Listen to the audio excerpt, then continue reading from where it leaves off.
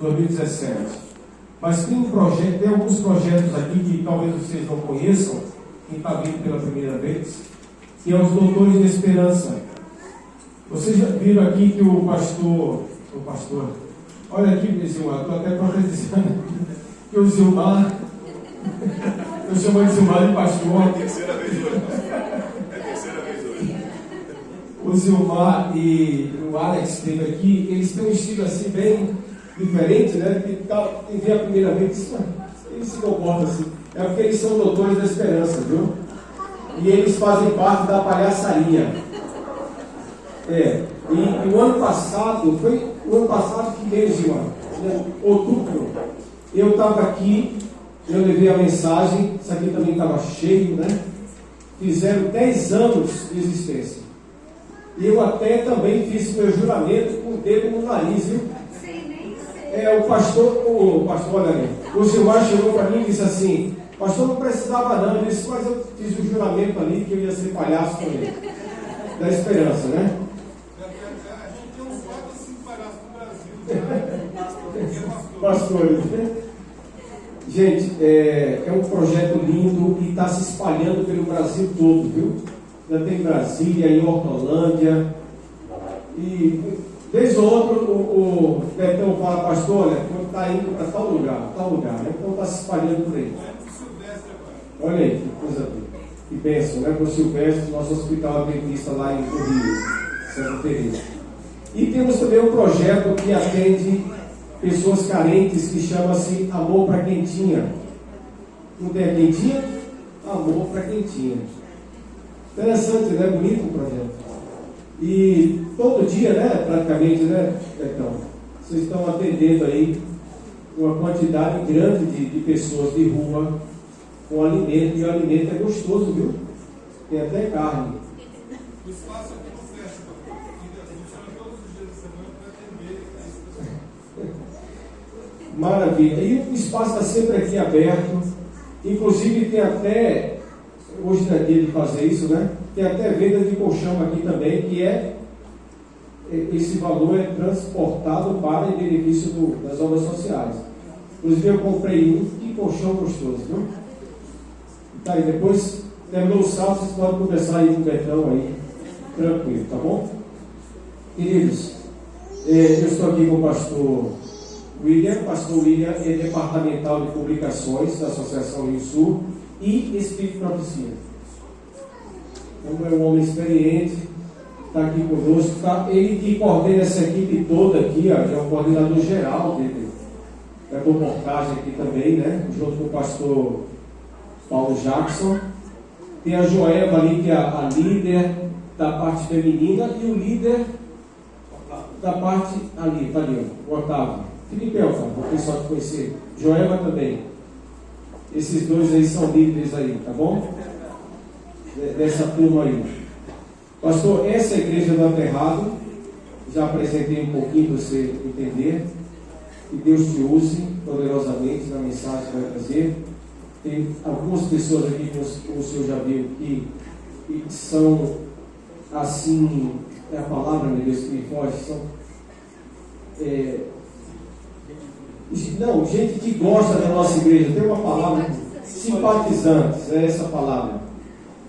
Simpatizantes da nossa igreja que estão aí, né?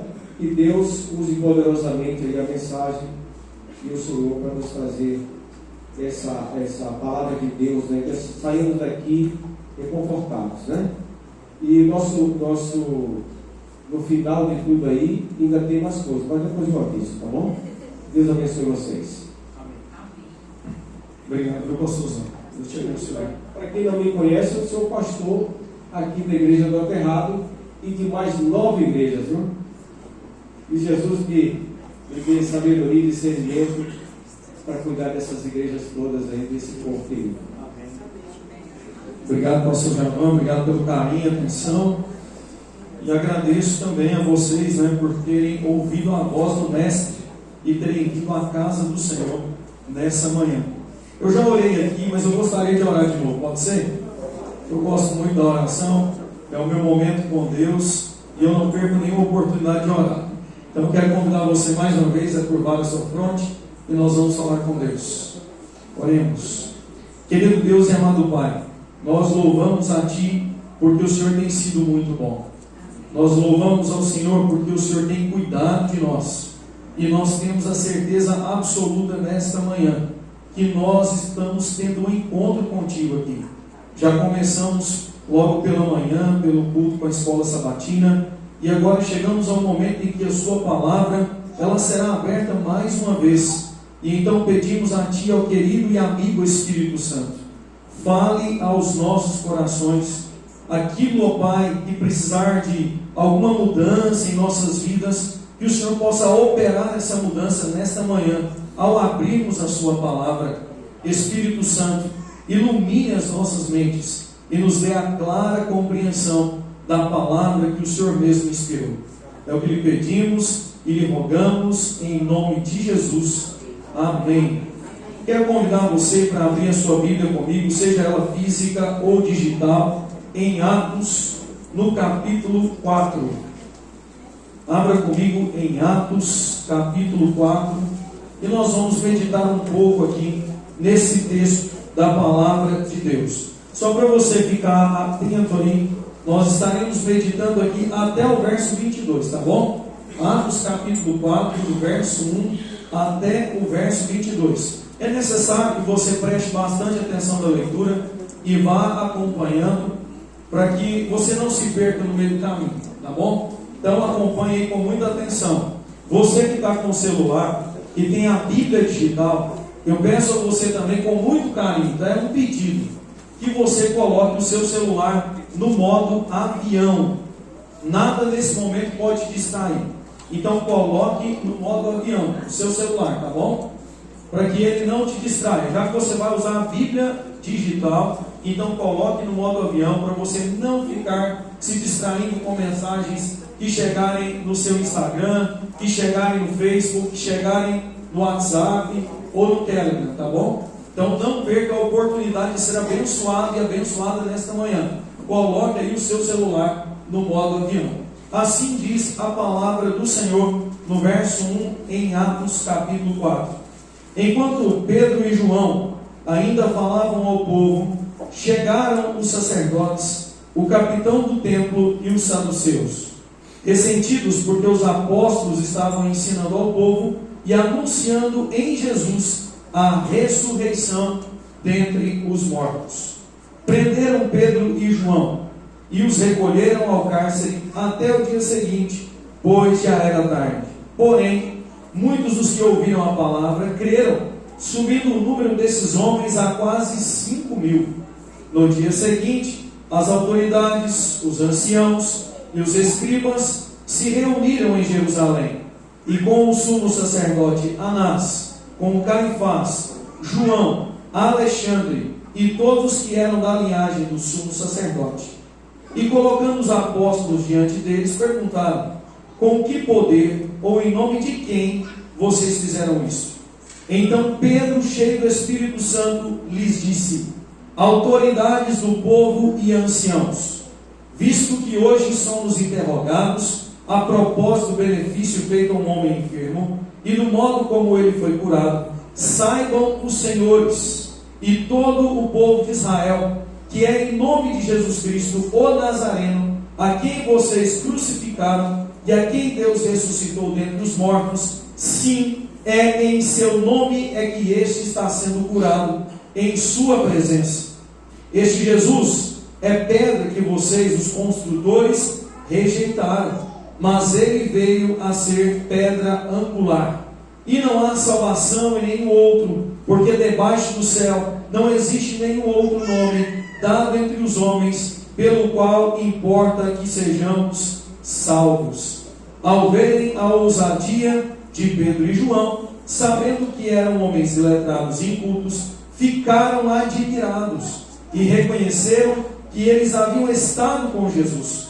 Vendo que o homem que havia sido curado estava com eles, nada tinham a dizer em contrário, e mandando sair do sinédrio, discutiam entre si, dizendo: o que faremos com estes homens? Pois todos os moradores de Jerusalém sabem que um sinal notório foi feito por meio deles, e não o podemos negar. Mas para que não haja maior divulgação entre o povo, vamos ameaçá-los para não falarem mais deste nome a quem quer que seja. Chamando-os, ordenaram-lhes que de modo nenhum falassem nem ensinassem no nome de Jesus. Mas Pedro e João responderam: os senhores mesmos julguem se é justo diante de Deus ouvirmos antes aos senhores do que a Deus. Pois nós não podemos deixar de falar das coisas que vimos e ouvimos.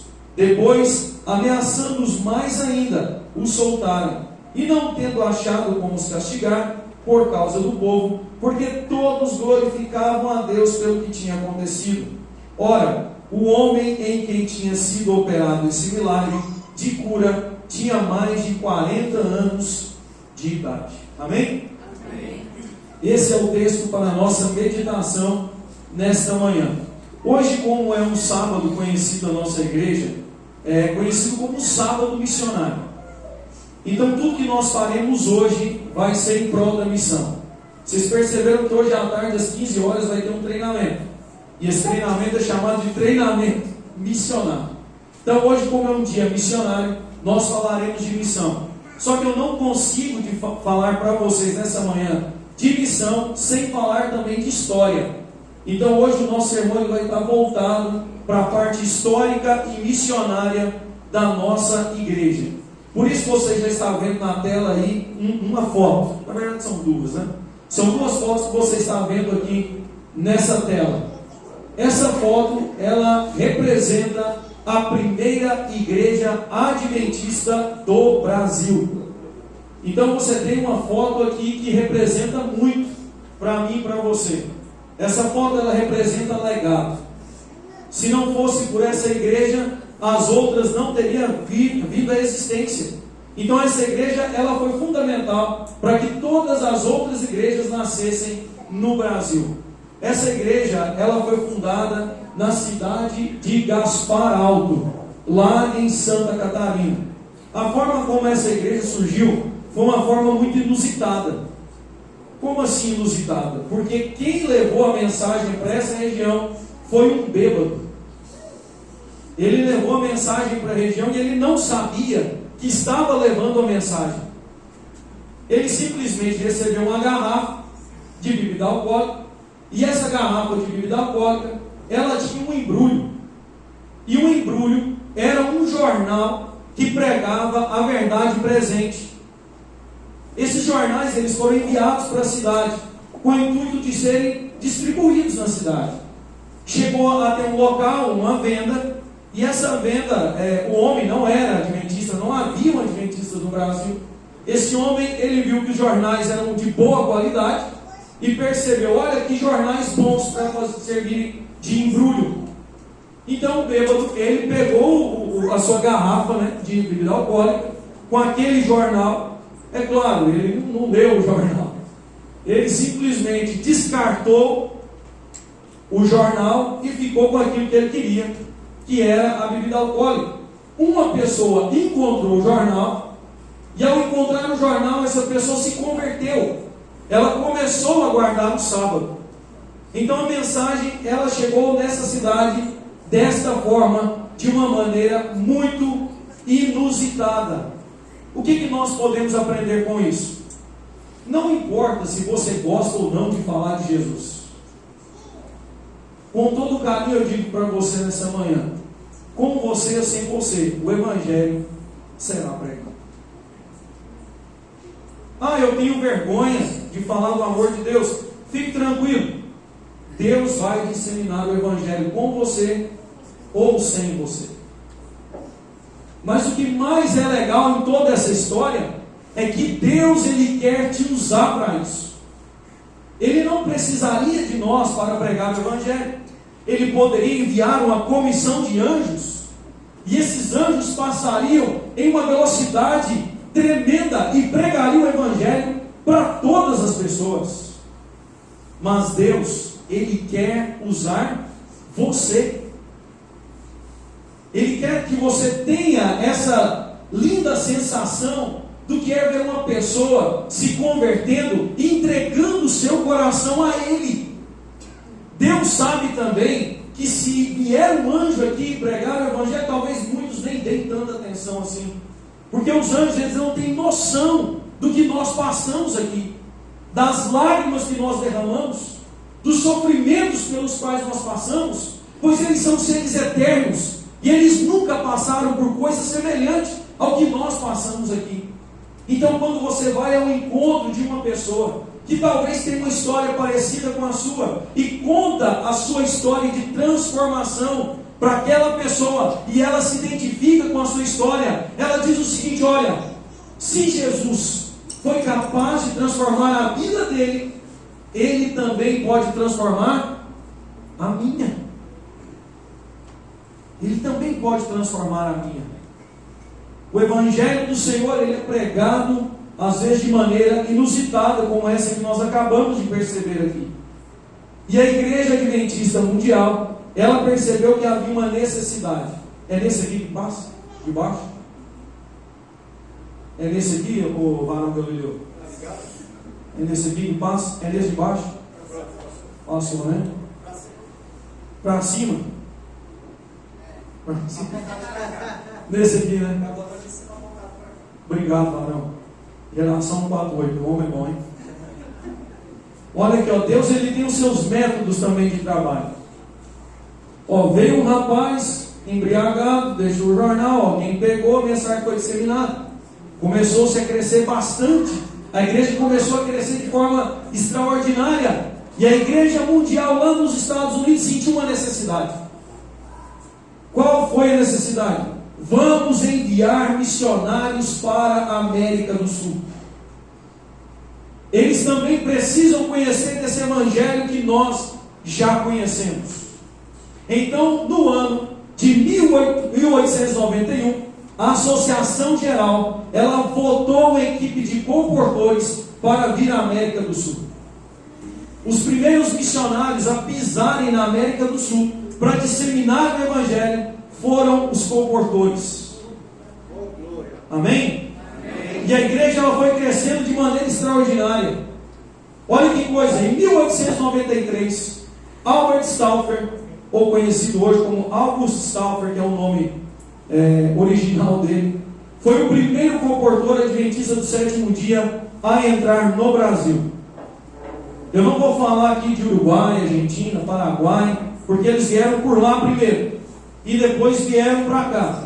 Como nós estamos no Brasil, vamos falar do Brasil, né? Então August Stauffer, ele chegou no Brasil e começou a pregar o Evangelho. O pastor Javão falou hoje que eu tenho quantas igrejas? 9? 10 igrejas, né? Eu tive esse privilégio também, que quando estava no distrito, tem um distrito com 11 igrejas. Hoje, se a gente for pensar, é um trabalho árduo, né? São muitas pessoas para atender. Mas imagine você que antes que eu e o pastor Javan fôssemos pastores, chegou aqui um comportor e o distrito de trabalho dele era o Brasil inteiro. E em sua grande maioria, ele fazia isso a cavalo ou a pé. Nós ainda temos carro, né? Nós ainda temos carro para poder dar mais mobilidade. Mas ele fazia isso a pé e a cavalo. Tudo por amor à pregação do Evangelho. E amor a outras pessoas. Olha que legado lindo foram deixados por essas pessoas. Em 1894 chegou ao Brasil o segundo missionário adventista, chamado William Thurston, vindo dos Estados Unidos, e estabeleceu no Rio de Janeiro um depósito de livros para atender as necessidades da comportagem local.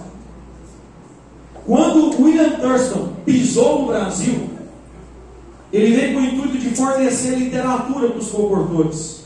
Já não estava só Albert Stauffer aqui, haviam chegado outros comportores também. E sabe como William Thurston veio para o Brasil? Aconteceu o seguinte: lá na Associação Geral, eles estavam para definir um voto. O voto de enviar William Thurston para o Brasil. Só que, eu vou resumir aqui, tá? Só que no meio de toda a reunião, eles chegaram à conclusão que era muito custoso mandá-lo para cá. Ia custar muito caro para a igreja, porque ele não viria sozinho. Esses outros missionários, a grande maioria, eles vieram primeiro, depois a família veio. Mas no caso de William Thurston, ele viria com todo mundo. Ele viria com toda a sua família para o Brasil. E a Associação Geral chegou na seguinte conclusão: não enviaremos William Thurston para o Brasil. Ficará muito dispendioso para nós. É muito gasto. Nós já temos missionários lá. William Thurston, ao ouvir isso, ficou com o coração triste e tomou a seguinte decisão: eu vou vender tudo que tem e vou com recursos próprios, pois Deus está me chamando para o Brasil. Irmãos, queridos amigos, olha o que essas pessoas fizeram para que eu e você hoje pudéssemos ter uma igreja para chamar de nossa. Ele poderia ter ficado acomodado, falando: a igreja tomou decisão, eu vou ficar por aqui mesmo, eu vou pregar o evangelho por aqui mesmo. Mas ele disse: não, se a igreja não tem condições de me enviar, eu vou vender tudo que tem e vou para o Brasil. Sabe o que resultou na vida de William Thurston vindo para o Brasil e se estabelecendo no Rio de Janeiro? Nasceu a segunda igreja adventista do Brasil, a igreja do Meia. Nasceu assim. Você já pensou se ele fala: não, não vou não. Não, eu não vou não. Isso é coisa da minha cabeça. São vozes do além. São vozes que estão vindo até mim. Ele tinha certeza que era um chamado de Deus. O chamado se concretizou quando ele pisou aqui nessa terra. E a igreja começou a expandir-se aqui no Rio de Janeiro. Essa terra onde nós estamos, esse estado onde nós estamos, é um estado que tem história no Evangelho. Ele veio para cá, começou a difundir a mensagem através dos livros, e a igreja cresceu e se expandiu. Então houve a necessidade de enviar um pastor para o Brasil, o pastor Weston. Quando o pastor Weston chegou no Brasil, mais precisamente ali na região de Gaspar Alto, com o trabalho de Albert Stauffer, já havia 85 pessoas para serem batizadas. Fruto do trabalho de alguém que deixou o seu país e veio para o nosso, por amor ao Evangelho e às pessoas que aqui moravam. Irmãos, esses homens e mulheres, eles deixaram um legado para nós. Legado esse que não pode ser ignorado. Legado esse que nós não podemos tratá-lo com indiferença. Porque essas pessoas, elas não deixaram simplesmente a sua casa. Elas deixaram tudo que possuíam para estarem aqui. O pastor Weston, por exemplo, foi o primeiro pastor a pisar em terras brasileiras. O seu distrito também era o Brasil. Às vezes ele fazia viagens longas a cavalo, em que ele ficava 6 meses longe da sua família,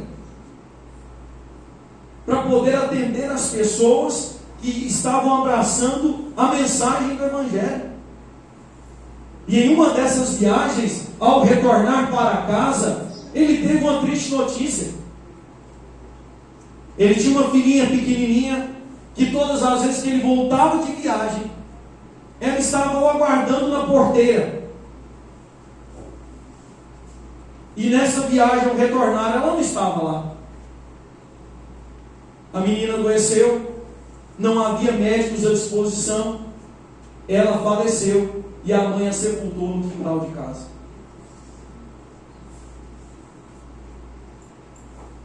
Histórias assim mexem comigo. Mexe com o meu ego missionário. E às vezes eu fico me perguntando: o que eu tenho feito? Esse homem voltou para casa, a sua filhinha não estava lá. Ele poderia ter pensado: né, o que eu vim fazer aqui nessa terra? Eu estava lá no meu cantinho. Eu estava lá na Alemanha, tranquilo, feliz com a minha família, pastoreando aquela região. Mas recebo um chamado para vir, eu venho. E agora aqui eu vou perder tudo que tenho, o meu bem mais precioso. conta a história que ele ficou triste, é claro, chorou o seu bem mais precioso sendo sepultado, mas levantou a cabeça e continuou o seu trabalho, pois sabia que aquela criancinha que havia sepultado em solo, ela estava guardada por Jesus, e que quando Jesus voltasse em glória e majestade, ela seria ressuscitada e seria devolvida aos braços do Pai. Amor ao Evangelho. Lembra dos textos que nós lemos aqui, dos versos que lemos de Atos capítulo 4? Esses homens e mulheres que vieram aqui para o Brasil, e alguns aqui mais precisamente ao estado do Rio de Janeiro, eles tinham em seu coração esse desejo de cumprir a missão. Desejo esse que nós vamos ver aqui algumas características no texto. Esse mesmo desejo ele estava no coração de cada apóstolo, em pregar o Evangelho e em fundar a primeira igreja, a igreja primitiva. Falamos aqui da primeira igreja do Brasil, mas para que a primeira igreja do Brasil surgisse, uma igreja teve que ser fundada lá no passado. Veja, queridos, que é uma sucessão de amor. Amor à missão. E olha que características encontraremos aqui. A primeira característica, para que uma igreja ela seja uma igreja cheia do amor missionário, ela tem que ser uma igreja que esteja cheia do Espírito Santo. Ela tem que clamar pelo batismo do Espírito Santo. Ela tem que pedir ao Senhor a chuva do Espírito Santo, para que ela sinta esse mesmo amor, essa mesma urgência, esse mesmo desejo de pregar o Evangelho.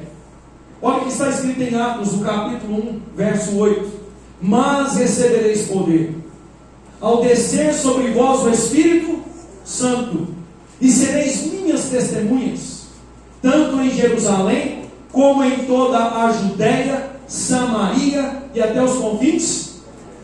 Qual foi a ordem de Jesus para os discípulos? Clamem pelo batismo do Espírito Santo. Porque quando o Espírito Santo ele descer sobre vocês, essa palavra poder, vocês vão falar com autoridade. Vocês vão receber o poder do alto. E vocês serão as minhas testemunhas. E olha o que diz aqui também o texto do Espírito de Profecia. Como ele é interessante, ó. Testemunhos Seletos, volume 3, página 210. Olha como esse texto é poderoso. A nós hoje, que dia, irmãos? Hoje, tão certamente como aos primeiros discípulos, pertence a promessa de quem? Do Espírito Santo. Deus dotará hoje homens e mulheres com o poder do alto, da mesma maneira que dotou aqueles que no dia do Pentecostes ouviram a palavra da salvação. Então o mesmo Espírito Santo que estava à disposição dos apóstolos nos dias de Cristo, é o mesmo Espírito Santo que está à minha e à sua disposição em nossos dias. A mesma maneira como eles foram usados naquela ocasião, nós também podemos sentir essa essência do alto e sermos usados também nos dias de hoje com poder. Só depende de que eu e você tenhamos a mesma atitude dos discípulos. Clamemos pelo batismo incessante, um clamor incessante pelo batismo do Espírito Santo. Porque sem o Espírito Santo, nós não seremos capazes de alcançar as pessoas que temos que alcançar em prol do Evangelho. Então nós precisamos disso. E eu faço aqui uma pergunta para a nossa reflexão. Qual foi a última vez que você clamou com insistência o batismo do Espírito Santo? Talvez nós poderíamos pensar, pastor, eu ainda não fiz esse clamor, porque a igreja ela não promoveu esse programa. Queridos, clamar o batismo do Espírito Santo não é um evento, não é um programa igrejeiro, como a gente gosta de dizer, né? Não é um programa de um local onde a gente está acostumado a fazer. Clamar pelo batismo do Espírito Santo é uma questão individual, e ela se tornará coletiva à medida que cada um for clamando pelo batismo do Espírito Santo. Pastor, e como eu posso fazer isso lá na sua casa? É lá que tudo começa. É lá quando você se reúne com a sua família pela manhã, e ao invés de fazer qualquer outra coisa, tomam mão da Bíblia e louvam ao Senhor. Fazem um culto ao Senhor e clamam pela presença do Senhor em suas vidas. Tudo começa aí. Começa nas nossas casas. Nós não podemos esperar que a igreja ela promova um evento de clamor ao batismo pelo Espírito Santo, pois isso não vai acontecer. Pode até acontecer, mas aí você vai para o programa, participa do programa e ficou ali. A busca pelo Espírito Santo ela é diária. Então não pode ser em um evento, ela é diária e tem que ser com a nossa família. Não pode ser assim de qualquer jeito, tem que ser com a nossa família.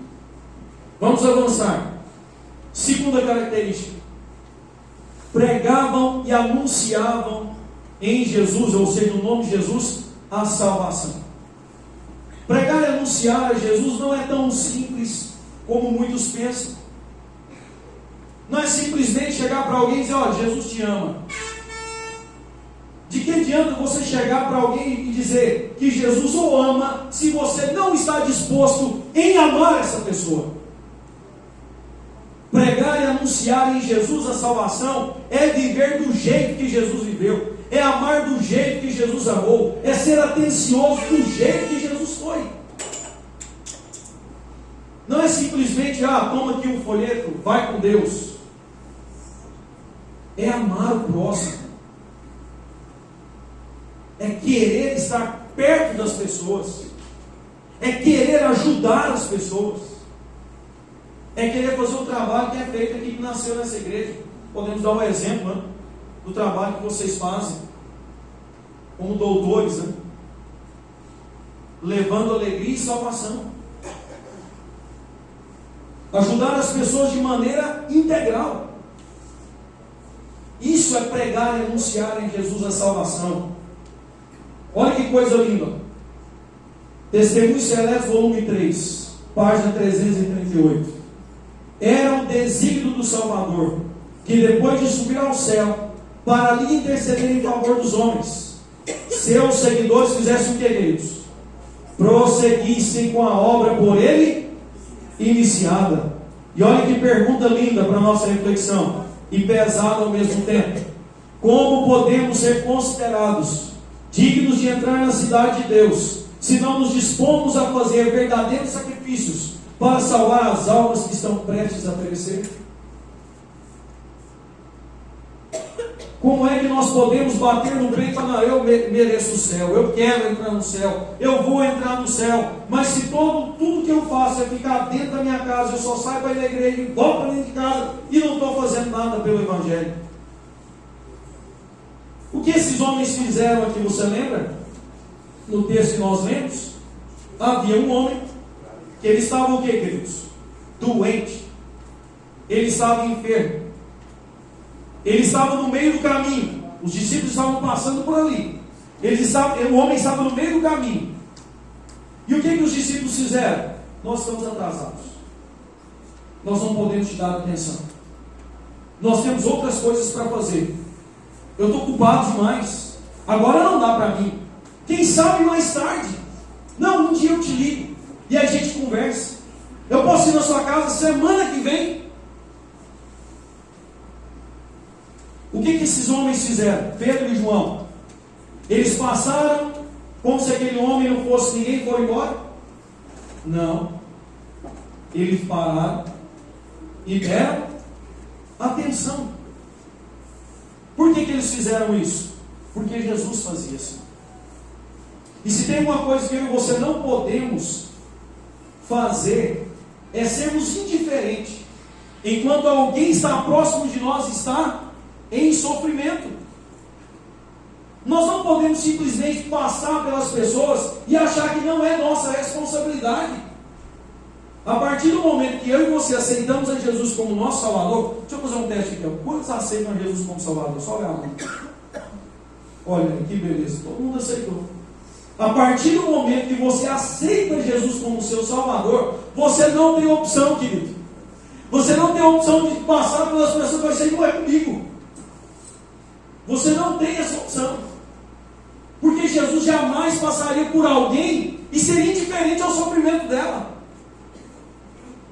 Você não tem essa opção. Eu não tenho essa opção. Quando nós vamos lá em Mateus, no capítulo 25, e vamos lendo o livro de Mateus, e chegamos àquela parte que todo mundo gosta, né? A parte do projeto social. Jesus ele vai falar: olha, entrem, benditos de meu Pai. Vocês podem entrar, porque eu estive nu, e vocês foram lá e me vestiram. Eu estive preso, vocês foram lá e me visitaram. Eu estive enfermo, e vocês foram lá e me visitaram. Eu estava com fome, e vocês me deram de comer. E aquelas pessoas vão ficar assim maravilhadas com tudo isso. E elas vão perguntar para o seu Senhor: quando foi que fizemos tal coisa? Essa pergunta que elas fazem para Jesus é interessante. Por que essa pergunta é interessante? Porque era natural. Elas faziam, e não faziam por ganhar like, como é hoje em dia. As pessoas fazem, postam foto e querem curtidas. Elas querem o tal do like. Elas querem mostrar que são boas. É engraçado isso, né? Porque a Bíblia diz que não há nenhuma pessoa boa na terra. Mas as pessoas querem mostrar que elas são boas. A Bíblia diz que a bondade é um dom de quem? De Deus. Então, se em algum momento eu e você estamos fazendo algum ato de caridade, de bondade, louve ao Senhor, porque Ele está te usando. Porque se dependesse da sua natureza, você não faria. Então louve ao Senhor, porque Ele está te usando de maneira extraordinária. Porque não faz parte da natureza humana querer fazer o bem para as pessoas. A natureza humana é egoísta. Ela só olha para si mesma. Ela gosta de que seu ego seja massageado. Assim é a natureza humana. Mas a natureza daquele que é convertido no Senhor, que aceitou a Jesus como seu Salvador, é agir como seu Salvador agiu. É fazer o mesmo. Então a igreja missionária, ela não é indiferente ao sofrimento do próximo. Ela acolhe, ela ama, ela cuida. Ah, pastor, isso aí o senhor está falando da igreja. Eu não estou falando desse prédio aqui não, tá, irmãos? Igreja é você. Eu sou a igreja. Nós somos a igreja. Então a característica de uma igreja missionária é essa: é clamar pelo batismo do Espírito Santo, e é pregar e anunciar em Jesus a salvação. Terceira característica: ousadia em pregar a palavra. O verso 13, ele tem duas coisas interessantes. A primeira está na parte A do verso, que diz assim: que eles eram iletrados e incultos. Quem era iletrado e inculto na história? Você lembra? Quem eram os iletrados e incultos aqui na história que nós lemos? Pedro e João. Pedro e João não frequentaram as escolas dos profetas. Eles não frequentaram as escolas dos sacerdotes. Eles aprenderam na lida do dia do trabalho. Eles não frequentaram nenhuma faculdade. Eles tinham pouca leitura, pouca cultura. Se você estuda a Bíblia no seu texto original, você vai ver que o grego desses homens era o mais simples possível, porque eles não tinham tanta cultura assim. E por que aqueles homens ficaram admirados? Porque embora Pedro e João tivessem pouca leitura e pouca cultura, falavam com qualquer um. Eles conversavam com qualquer pessoa, seja a pessoa de alto padrão da sociedade. como uma pessoa que fosse a mais simples da sociedade. Eles não perdiam tempo. E eles falavam ali, no tete a tete, olhando no olho.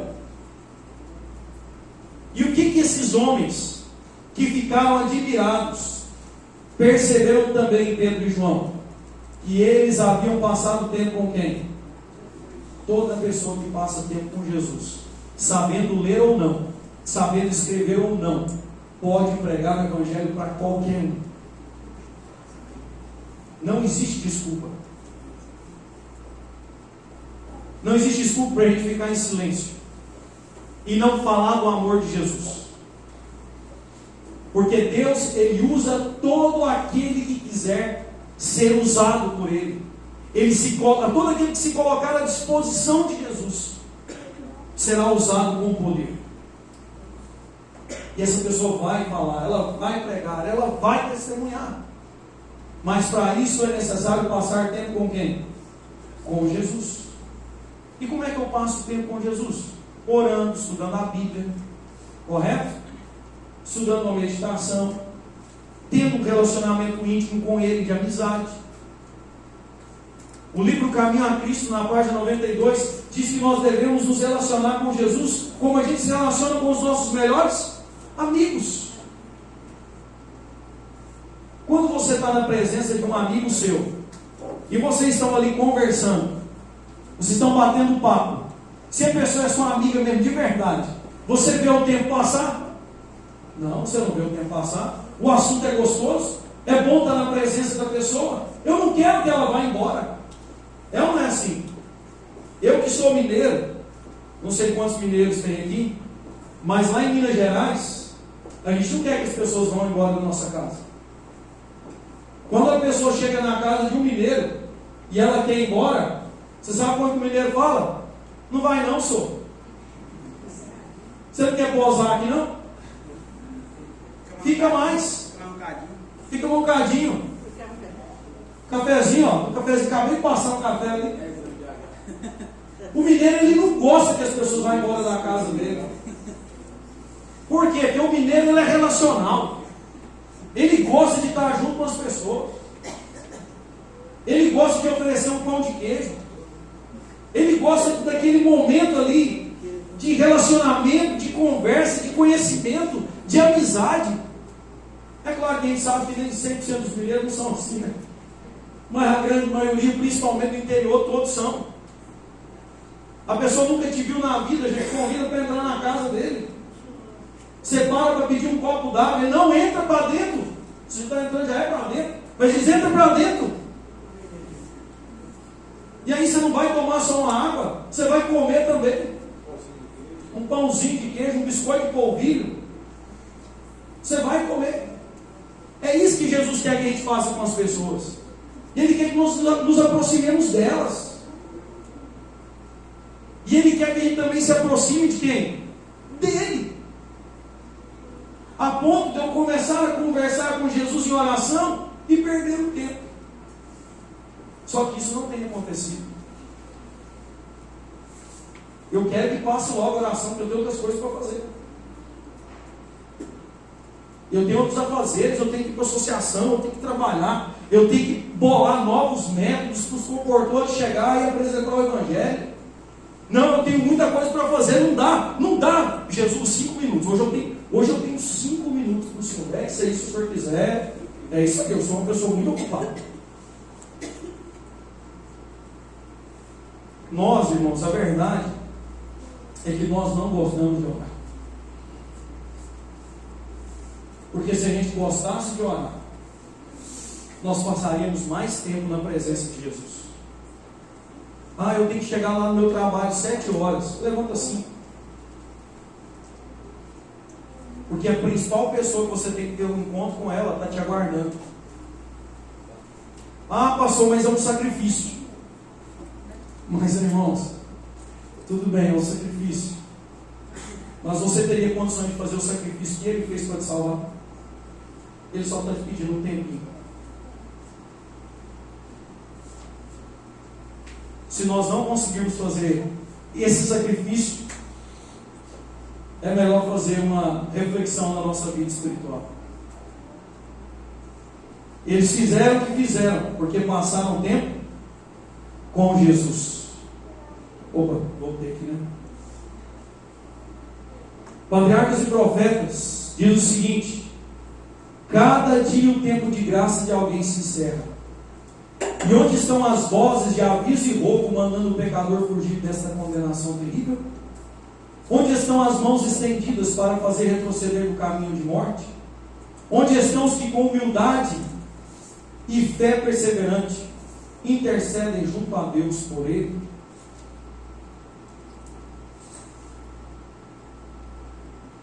Testemunha mesmo em face da morte. Eu gosto muito desse texto aqui, do verso 20. Pedro e João, ao serem interrogados, disseram assim: pois não podemos deixar de falar das coisas que vimos, façam o que vocês quiserem, mas nós morreremos falando. Aconteceu com Pedro. João foi levado para a ilha de Patmos e ficou ali pregando até falecer. Eles cumpriram o que falaram. Faça o que quiser, mas deixar de falar do que eu vi e do que eu ouvi, jamais. Hoje eu e você, eu tenho certeza absoluta, não sei, pode ser que eu erre, né? Mas eu não creio que tinha alguém lá na porta da sua casa hoje te ameaçando antes de você vir para a igreja, com a arma na mão ou com um porrete. Se você for, eu te mato. Como é que você veio para cá hoje? Do jeito que você quis, na hora que você quis. Ninguém te impediu de chegar aqui. Ninguém te impediu de estar aqui na presença do Senhor. Então, querido irmão, querida irmã, desfrute. Desfrute da liberdade que você tem no Senhor para ir e vir. Porque esses homens não tinham. E mesmo assim, pregavam o Evangelho. Então, se hoje eu e você temos liberdade de ir e vir, fale do amor de Jesus para alguém. Nós brasileiros, aqui eu creio que não tem só brasileiros aqui no nosso auditório, mas nós brasileiros, nós gostamos de história. A gente gosta de ouvir da vida dos outros, não no sentido de fofoca. Tem uns que gostam, né? Mas não tanto assim no sentido de fofoca, mas no sentido de conhecer a pessoa. Eu sempre, quando estou em alguma ocasião, assim, alguma reunião da nossa igreja, e quando tem almoço, eu creio que hoje tem almoço aqui, amém? Deus seja louvado. E quando tem almoço, as pessoas se aproximam de mim e falam assim: pastor, me conta um pouquinho da sua história de conversão. Como é que o brasileiro não gosta de história? Se sempre que a gente está numa reunião, alguém quer ouvir da história do outro. Ah, pastor, eu não sei dar estudo bíblico, mas você sabe contar a sua história. Você sabe falar o que Jesus fez na sua vida. As pessoas gostam disso. As pessoas, irmãos, elas estão cansadas de ouvir sobre fé. Elas querem ouvir sobre uma fé que funciona. O que Jesus fez na sua vida? Como é que você teve esse encontro? Como é que foi a transformação? E a pessoa se admira, porque ela sabe que aquele que transformou a sua vida também pode transformar a dela. Então conte, fale. Não deixe de falar. Fale. Se Deus te deu a oportunidade de falar, então fale. Não desperdice oportunidades, mas fale do amor de Jesus para alguém. Essa igreja ela é unida. Olha o verso de 23 e 30. Eu coloquei bem compacto ali, não está tudo, mas depois você pode ler lá na sua casa.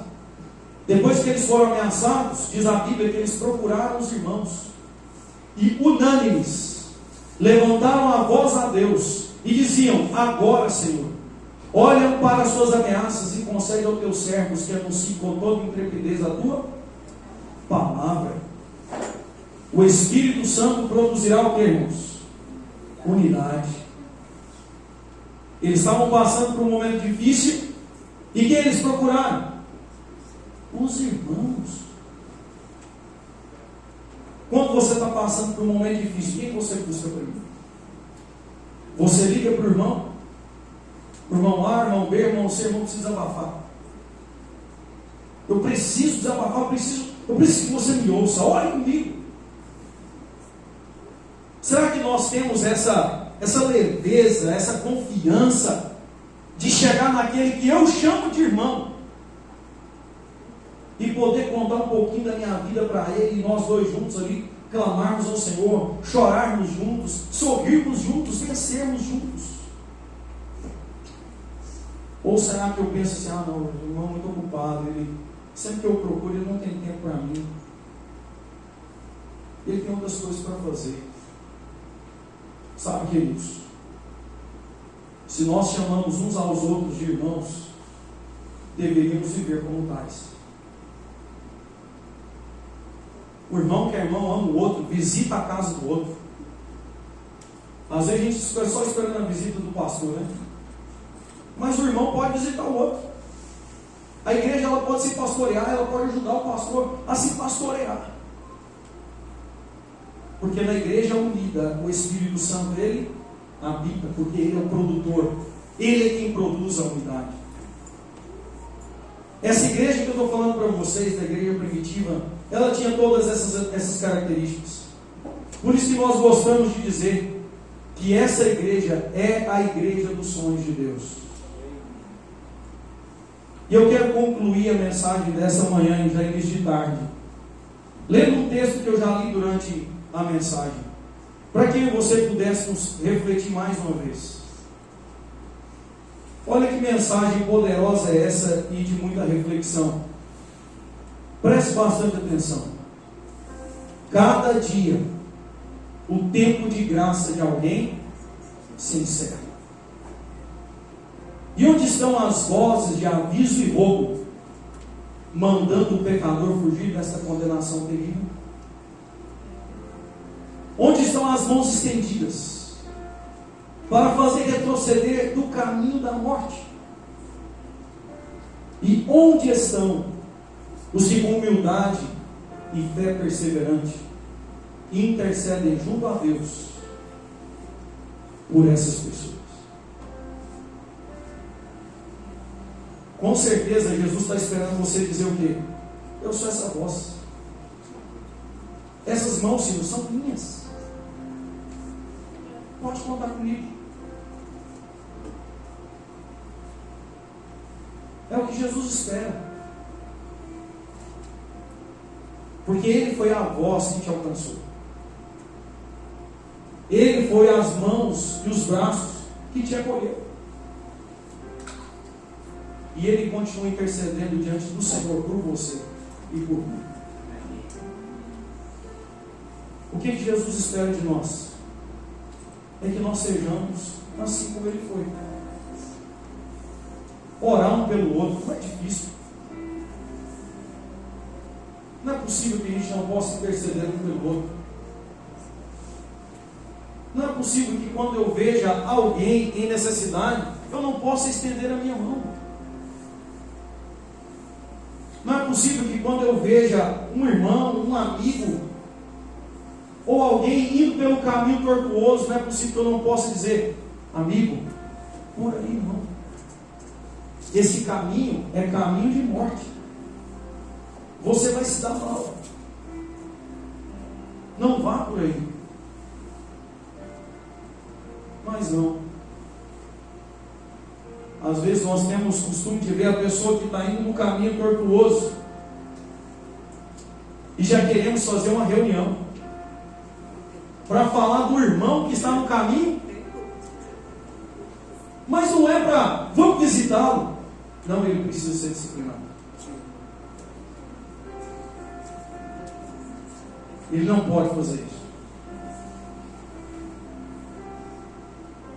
Mas se nós amássemos como Jesus amou, se nós abraçássemos como Jesus abraçou, e fôssemos lá e mostrássemos com carinho para aquele que está se perdendo, que aquele não é o caminho, esse tipo de reunião não aconteceria. Muito pelo contrário, nós até poderíamos fazer a reunião. Mas para pegarmos um violão, escolhermos algumas músicas que ele gosta,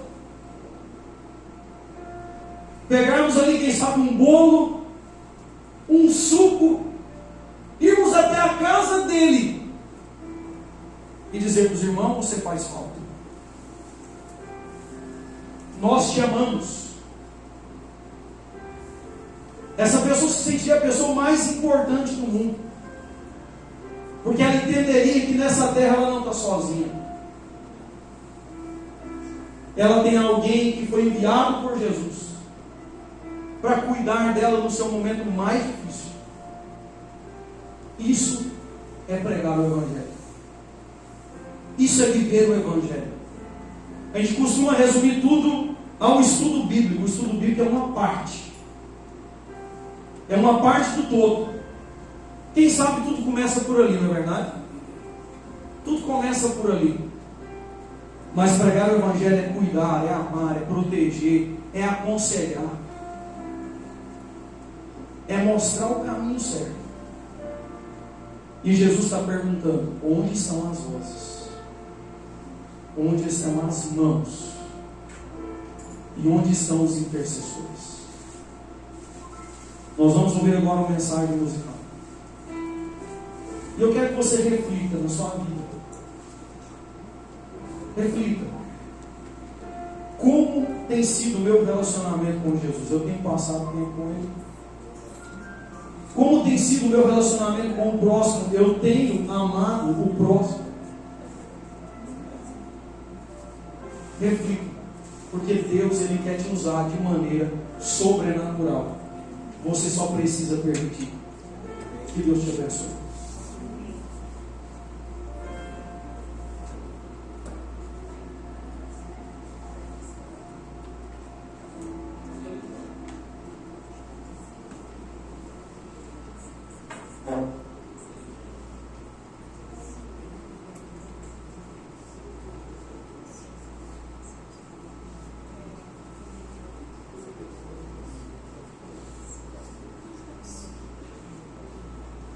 Essa música é uma música muito especial para mim. Fala justamente sobre tudo isso que a gente falou nesse momento especial. Sobre chamado, sobre missão, sobre entrega. É a primeira vez que eu vou cantar essa música e sinto que é um momento muito especial realmente para poder cantá-la. E que de fato você sinta esse chamado no coração de viver a missão dentro da sua vida nas mãos do Senhor.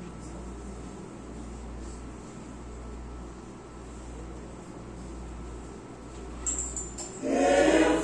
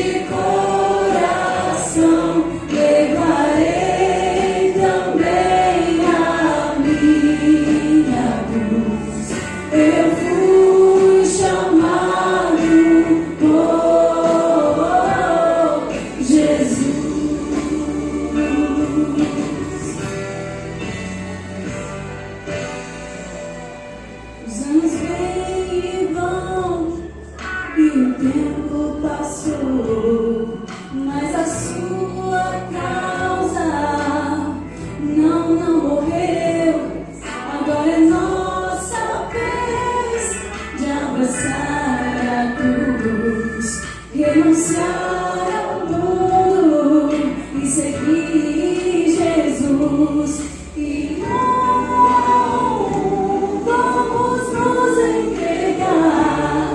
Toda a nossa vida é por desfrutar, pois quando o céu se abrir e a trombeta soar, estaremos juntos a exclamar todos: eu fui chamado por Jesus e me entreguei de coração, levarei também a minha cruz. Eu fui chamado por Jesus, pelo meu Jesus, que ouviu meu clamor e no meu lugar suportou minha dor. Levarei também a minha cruz. Eu fui chamado por Jesus. Eu fui chamado por Jesus e me entreguei de coração, levarei também a minha cruz. Eu fui chamado por Jesus. Eu fui chamado por Jesus e me entreguei de coração, levarei também a minha cruz. Eu fui chamado por Jesus. Toda a igreja. Fui chamado por Jesus e me entreguei de coração, levarei também a minha cruz. Eu fui chamado por Jesus.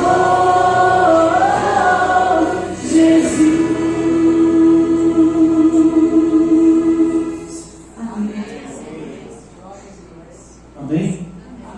Quero convidar você que sente-se chamado por Jesus a se colocar em pé para que possamos orar. Você que nos acompanhou hoje aqui pela manhã através das mídias sociais, não deixe de compartilhar esse vídeo com os seus amigos, as pessoas que você ama, e siga aqui a página da nossa igreja. Que Deus te abençoe. Oremos. Querido e amado Deus, obrigado, Senhor. Obrigado porque o Senhor falou mais uma vez conosco. Como é bom, ó Deus, abrir a sua palavra e ouvir a sua voz. Todos nós que aqui estamos, ó Deus, nos sentimos chamados pelo Senhor. Então queremos pedir a Ti, amigo e querido Espírito Santo, coloque em nós o mesmo senso de urgência que o Senhor colocou nos apóstolos. Coloque em nós, ó Pai, esse sentido de missão que o Senhor colocou nos comportores e nos pastores que vieram pela primeira vez ao Brasil para pregar o Evangelho. Há tantas pessoas, ó Deus, ao nosso redor que estão sofrendo, sem esperança. Mas nós, ó Pai, sabemos onde elas podem encontrar esperança. Então nos use de forma sobrenatural, de forma poderosa, para falarmos, ó Pai, do seu amor àqueles que ainda não te conhecem como nós conhecemos. Nos ajude a sermos canais de bênçãos aqui nessa terra. É o que lhe pedimos e lhe rogamos em nome de Jesus. Amém. Glória a Deus, aleluia.